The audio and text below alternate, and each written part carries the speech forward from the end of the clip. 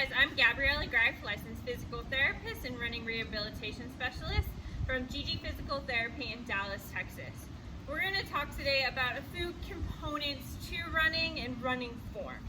So we're just going to touch on a few topics. There's obviously a ton of components here, but we're going to just talk on a few of the points that I see most commonly occurring just with my runners in the clinic. So the first one is I will often see people overstriding. So they'll extend their front leg out really far and try to take bigger strides, thinking that's going to allow them to be a little bit faster, get them to the finish line faster as well. So with those big strides, you're actually at increased risk for injury. You're basically stretching out that whole posterior chain. You're creating compensations within the low back. So what I tell my runners is focus on taking smaller steps. This is going to vary depending on how long your legs are. I have nice short legs, so my steps are going to look a whole lot smaller than someone who's six feet tall. So try to prevent yourself from overstriding and take those small steps. While you're taking those small steps, it's actually going to help to increase your running cadence.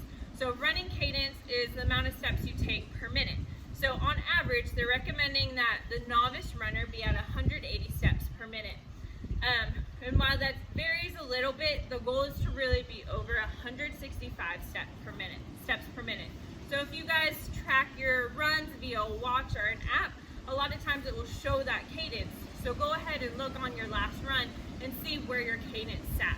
And then your next run, try to increase that foot turnover, so picking up those feet a little bit more, prevent that overstriding, and see if your cadence picks up a little bit, and then also monitor how you feel after your run. Another thing I'll also see sometimes is people, they'll run all different kinds of ways. They'll like cross midline, they'll run out to the side. One thing to be mindful of when you're running, and this is hard to assess on your own, but when you are just doing an average like long endurance run, your feet, if there is a line drawn right between here, my foot pattern, each foot should be just about right on that line. Not over that line, but right on that line. As you start to sprint and your speed picks up, you'll see your feet will actually cross midline. But when you're not doing that, you should see your foot placement hitting the same exact spot each step. And then lastly, one thing is to pick up your feet a little bit when you run. So a lot of times runners, especially if you're just beginning, they're going to be a little bit slower on their feet.